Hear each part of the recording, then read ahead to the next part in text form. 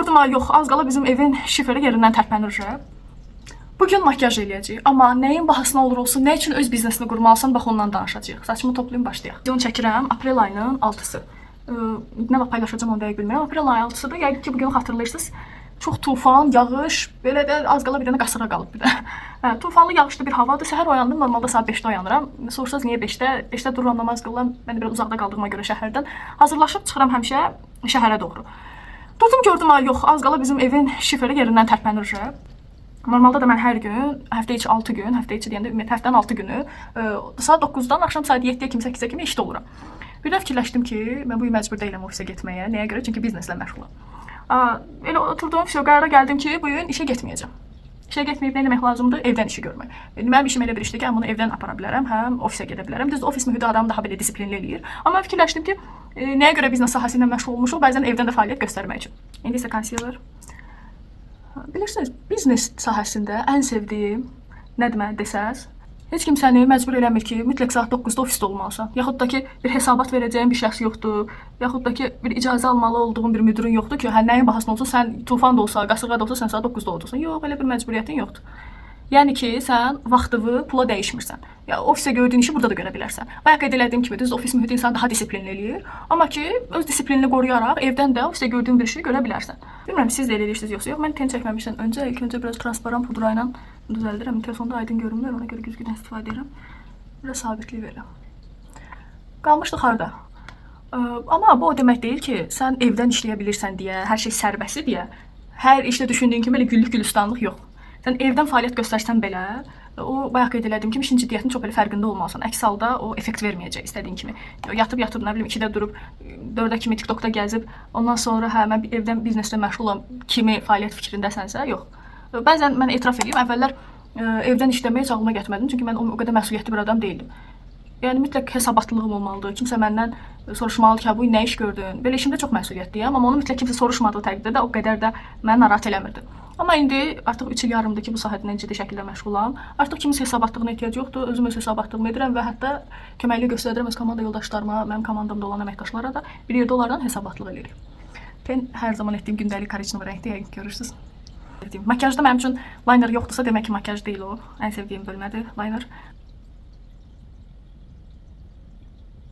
Tonal çəkək, tonal dediyimdə BB kremdir. Düşünürəm ki, biznesdə insanları ən çox çaşdıran bu məsələdir ki, məsələn fikirləşirlər ki, sərbəst sahədir, bunu evdən də görə bilərəm. Vəsə, adam öz-özünə tam səmimi deyil. Deyir ki, mən olsun nə fərq var, evdən oturum, işlərimi görəcəm. Bir də baxır ki, bir həftədir bu adam evdən fəaliyyət göstərir. Əslində heç bir iş görmür. Bir aydan sonra ayır ki, əşi biznesmenlik deyil.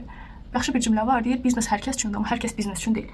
Sənin üçün ola bilərdi biznes. O halda ki, sən bu biznesə bütün məsuliyyətinlə yanaşanda. Necə ki, başlığın üstündə saat 9-da müdir olanda deyir, saat 9-dan 1 dəqiqə gec gəldin, ərizə ilə gələrsən otaqma. Bax, o halda öz biznesinə yanaşdığın təqdirdə nə olur olsun, səndə biznesin alınmamaq kimi bir şansı yoxdur. Biznes deyərkən də o mütləq deyil, əlində böyük bir sərmayə olsun, böyük bir kapitalın olsun, ondan sonra biznesə başlayasan. Mən biznesə başlayanda bir tələbə idim. Mən evdə deyəndə ki, bizneslə məşğul olacağam. Gülürdülər ki, bizim nəsildə bizneslə nə olmayıb, sən Allah, bizi güldürmə, get özünə düzəməli bir iş tap. Başlayanda 2-ci kurs tələbəsi idim. İndi universiteti artıq 1 ildir bitirmişəm. Bir 3 il yarımda demək olar ki, ciddi şəkildə bu sahə ilə məşğulam. Yəni demək istəyirəm ki, istəyən adam, araşdıran adam, nə olur olsun, o rejim var, iş, məktəbdən sonra avtomatik iş, saat 9-6, 9-6. Bu rejimdə nəyin bahasına olur olsun özünü çıxardacaq. O bəhanə tapan ki, yo, biznes bizlik deyil, bizim bəxtimiz belədir, boş söhbət damısı. İstəyən adam çarə tapacaq həmişə. Demirəm, dövlət işi pisdir. Mənim atam özü dövlət işində işləyir, anam dövlət işində işləyib. Evdə düzdür, məndən başqa işləyən yoxdur, bacım falan balacadır elə. Amma ki, yəni məşğul olanlar var. Yəni bir sözdən istəyən adam bir çarəsini tapacaq. Etiraf edeyim, mən tələbə olanda bayaq dedim başlamışam. Orada mənə çox qeyri-real gəlirdi ki, mən hara, biznes qurmaq hara. Amma həmişə, yəni bunu deyəndə bəlkə inanmayacaqsınız. Mən heç vaxt öyrəşə bilməmişəm ki, kimsə mənim üstümdə, başımın üstündə durub deyəcək ki, filan şeylə, saat 9-da mütləq nəyin bahasına olur olsun, ofisdə ol. İnsan da müəyyən işlərə çıxa bilər, müəyyən nə bilim. Yəni o söhbət mən heç vaxt başa düşə bilmirdim ki, necə yəni, bir nəfər mənim başımın üstündə duracaq, yemək saatımı ondan icazə alacağam. Nə bilim, bu gün onlara gəlməyim, sırf ondan icazə almalıyam. Padruqamın ən yaxın padruqamın toyudur. Mən bir ay qabaq onun növbəsinə düşüb ərizə yazmalıyam ki, mənə icazə verəsən həmin günə.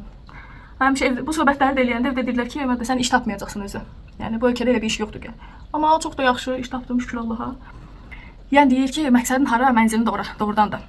Mən əvvəldən o fikirdə olsaydım ki, nədir, dövlət işi, başımın üstündə duran bir adam, elə də yerdə tapacaqdım onsuz. Yenə deyirəm, elə işləyənlərə hörmətim böyükdür. Evdə də o tür işləyənlər var, amma niyə də daha sərbəst sahə varkən, niyə də öz gəlirin özündən asılı olacaq bir sahə varkən, niyə gedib standart, limitli bir gəlirdən oradan bir asılı qalasan bir növbələ. Deyirsən ki, biznesdən danışırsan çox rahat. Çox rahat kimi adamlara gələ bilər. Xeyr. Biznes düşündüyünüz qədər çox da rahat bir sahə deyil. Xüsusilə də başlanğıcda. Başlanğıcda adama o qədər səbir, o qədər, yəni bir dəstəyin olmur da, bir növbələ deyim, heç kim inanmır axı sən həqiqətən xüsusilə də ki tələbəsənsə, xüsusilə də bir cavan qızsansa, kimsə inanmır ki, sən doğrudan da biznes qura bilərsən. Düşün ki, sıfır dəstək, sıfır motivasiya, bir dənə öz ümidvə qalmısan ki, məncə alınır, məncə yaxşı olar. O da ki, hər insan bacarmır ki, öz motivasiyasına, öz daxili o gücünə inanaraq bir yola çıxsın. Yəni yolun əvvəlində sənə çox böyük bir səbir lazımdır. Çox böyük əziyyət çəkməlisən. Çox. Yəni əziyyətlər mütləqdir. O kim deyər ki, biznes qurmaq asandır, nə var ki, hamı biznes qurar. Hamı biznes qura bilər, amma o hamı ki, doğrudan da sən hazırsan ki, nəyin bahasına olur olsun, biznesin əvvəlində hər şeyi qurban verəsən sırf o sistemi yaratmaq üçün. Çünki sistemi yaratmaq sənə onu qazandırır ki, sən vaxtla elə bir ki, pul almırsan. O sistem, sən orada olmasan belə sonra sənə pul qazandırır. Yəni ən biznesin deyərdim ki, ən sevdiyim tərəfi budur ki, sən orada deyilsən, sən ofisdə deyilsən, sən bir ay tutaq ki, çəkilib gedirsən istirahətə, amma qurduğun sistemə görə pul alırsan yenə də. İndi bunu belə deyirəm, rahat gəlir, amma o sistemi qurmaq, başlanğıcda o disiplin, o davamlılıq, doğrudan da vaxt keçir, onsuz da il keçir də, 1 il keçir, 3 il keçir, 5 il, 3 il keçir. Mən çönüb 3 ilə baxanda elə biləm ki, dünən başlamışam işə. Sizdən də soruşsam, son 3 ilinizi necə xatırlayırsınız? Heç xatırlamayacaqsınız ki, deyəcəksiniz, dünən kimi gəldi, keçdi. Amma bu 3 ildə nə edirsən? Özün üçünmü bir iş qurursan, yoxsa hansısa bir sistem üçün fəaliyyət göstərirsən ki, tutaq ki, ora yaxşı işləsin. Və sən özün üçün nə etdin bu 3 il ərzində? Düşün ki, gedirsən, ofisdə deyirsən, amma qurduğun sistemə görə pul qazanırsan. Mənə görə bundan yaxşı heç nə ola bilməz. Transparent budur, olmazsa olmaz. Yox, qoy yolun başında. Yox, dostlarım məndən incisin, ailəm məndən incisin ki, bizə vaxt ayırmırsan. Çünki bayaq dediyim kimi, yolun başında çox vaxt ayırmaq lazımdır, düşünmədiyin qədərlə. Həm şəxsi inkişafını artırmaq üçün, həm biznesin öz incəliklərini öyrənmək üçün çox vaxt ayırmaq lazımdır. Qoy məndən ən yaxınlarım incisin, problem deyil. Desinlər ki, bizə vaxt ayırmırsan. Onsuz çünki onlar sənə inanmır axı, düşünürlər ki, boş şeylə məşğulsan. Amma sən gəlib uğurlu olanda, inan ki, onlar səndən fəxr eləyəcəklər ki, bax, mənim, məsələn, padruqamdır ya, mənim uşağımdır, bizim qohumumuzdur. Bu tip sözlər çox işləyir. Ona görə yolun başında o deyilən əşi-boş şeydir, sənlik deyil sözlərinə çox fikir verməyin, çünki mən də vaxt ikən çox eşitmişəm. Amma indi hamı işə gedəndə mən evdə oturub özüm üçün makyaj, çay, kofe, yəni bunlarla məşğulum. İndi gəlirik Rumyanaya. Mən makyajda kontur eləmirəm, bilmirəm. Eləyənlər var, yoxsa yox.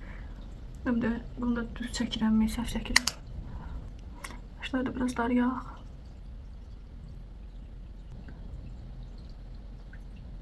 Makyajım bitdi, demək olar ki, istəyirəm. Sizə belə göstərim. Devrim keçirdi deyəsən. Belə. Son olaraq makyaj da bitdi. Amma etiraf edeyim ki, makyaj sadəcə bir bəhanə idi. Mənə maraqlı olan sizin bizneslə bağlı fikirləriniz və düşüncələrinizdir.